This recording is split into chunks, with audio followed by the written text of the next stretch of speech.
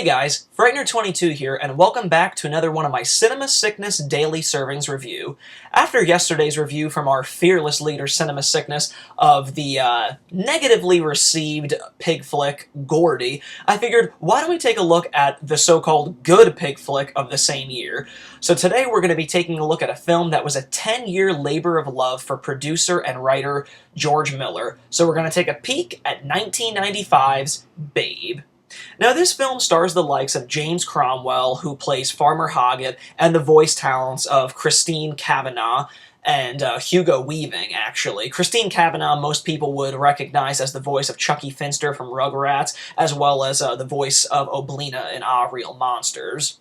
Now, this film deals with a shy piglet by the name of Babe, who's won at a county fair by James Cromwell's character, and he's really trying to find his place in the world, and it isn't until he, lives on the farm with other barnyard animals that he learns he can be anything he wants to be in life, even if that means being an award-winning sheepdog, and that's exactly his plan in life, is to be that award-winning sheepdog. Now, this film, going into it, this was a blatant blind buy for me. I recall this film getting, tons of headlines and a lot of, just well-received praise back when it was originally released in 1995, but for whatever reason, I just never saw it. I still recall seeing the commercials and it just being, publicized, just all over the place, but it just was one of those films that just kind of, fell underneath the radar for me. So thanks to Universal releasing this on Blu-ray as part of their 100th anniversary editions, I figured now's the best time to really pick it up. And after Cinema Sickness's review of Gordy, I figured now was the perfect time to actually take a look at this film. Overall, I really, really enjoyed this film. It's a really charming little family entertainment fun. The thing that I really did like about this film is that the film is, in fact, based on a novel from, I believe, the early 80s, and the film kind of takes on a really live-action, storybook-esque kind of tone.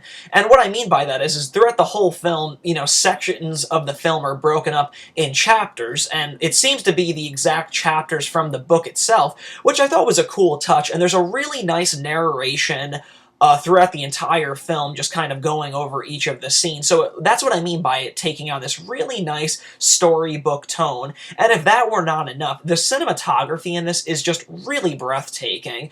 Just the way, the backgrounds and, all the scenes and the camera angles were set up in this is really beautiful to look at. Just the way the sun and the clouds are moving over across this beautiful barn set is really amazing. So it was a real delight for the eyes to see this.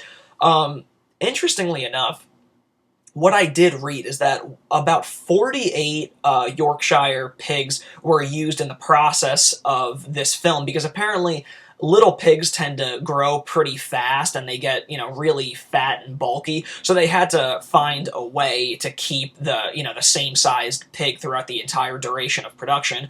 So they had to turn to using 48 pigs for the entire shoot, as well as utilizing the talent of Jim Henson's Creature Shop for, the likes of Babe and the other barnyard animals in certain scenes, which I thought was really cool. You really can't even tell the difference in a lot of the scenes, whether what's real and what may be a creature or just a live puppet. So it's really cool. You'll never be able to tell the difference in this. Overall, the voice talent I really loved a lot. Christine Cavanaugh's voice is so it's so iconic. She just has that really awesome nasally voice that she really doesn't do much to alter her voice as in any of the voice work she's done over the years. It's just she has her own very iconic voice, and people hire her for that reason. That's the only reason I can guess. So when you hear this and, going into it knowing that she's the voice of Chucky and Rugrats, it's amazing. It's the exact same voice. It's like having Chucky Finster voice a talking pig. Whoever thought we would see the day of that.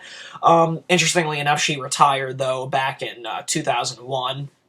just after countless years of doing so much, tremendous voice work. So I just figured it was time for her to, pack up her bags and just, call it quits. She did a lot of great stuff throughout her career, but, in 2001, that was the end of it. Another interesting thing to note is the lead actor in this, James Cromwell, who plays Farmer Hoggett, was handed the script to Babe, and he flipped through it, seeing that he didn't have many lines, so he figured, this is going to be a pretty easy movie, so I figured I'll sign up for it.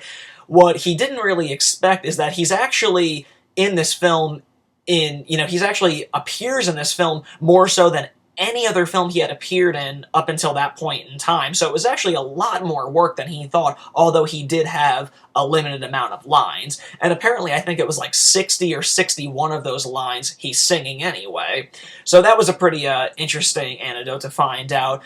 The one thing that I did one thing that I thought I knew about Babe going into it is that I always thought that George Miller actually directed this. So it was, to my surprise, during the opening credits that he actually didn't direct this. As I mentioned earlier in the video, this was a 10-year labor of love for George Miller to bring this to the screen. He contributed to the screenplay and he produced on it, but he handed over the directing duties to a guy named Chris Noonan, who didn't direct a feature again after Babe until 2006 with the film Miss Potter.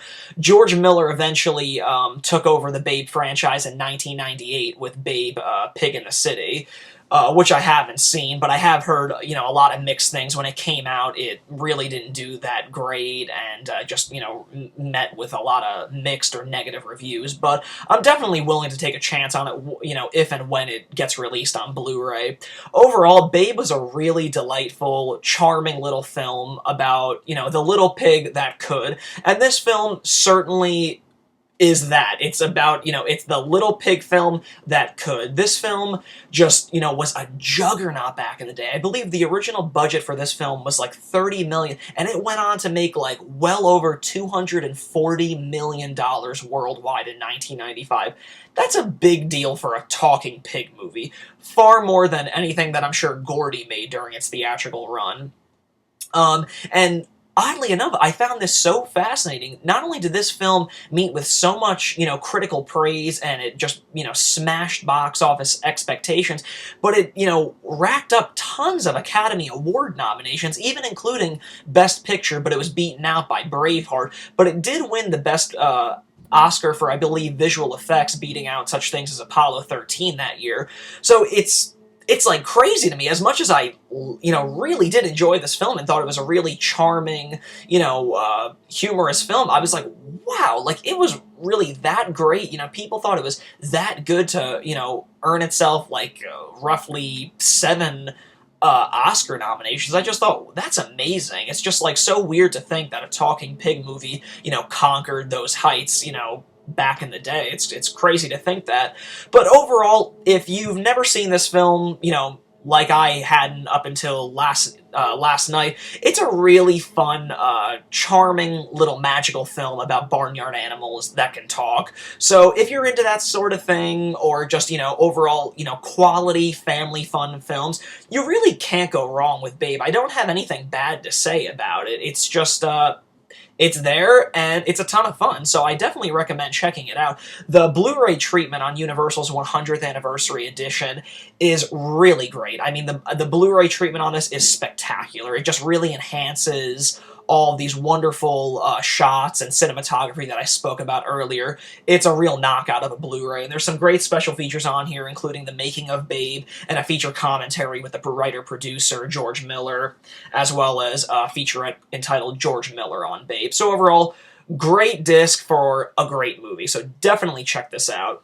Well, guys, that's all I got for you this time. Be sure to tune in tomorrow for another one of my Cinema Sickness Daily Servings review, and make sure to check out cinemasickness.com for more quality videos from our fearless leader, Cinema Sickness, as well as a slew of other people on the Team Sickness forum, on the whole Team Sickness page. So definitely check them all out. Thanks again for tuning in, guys. This has been Frightener22.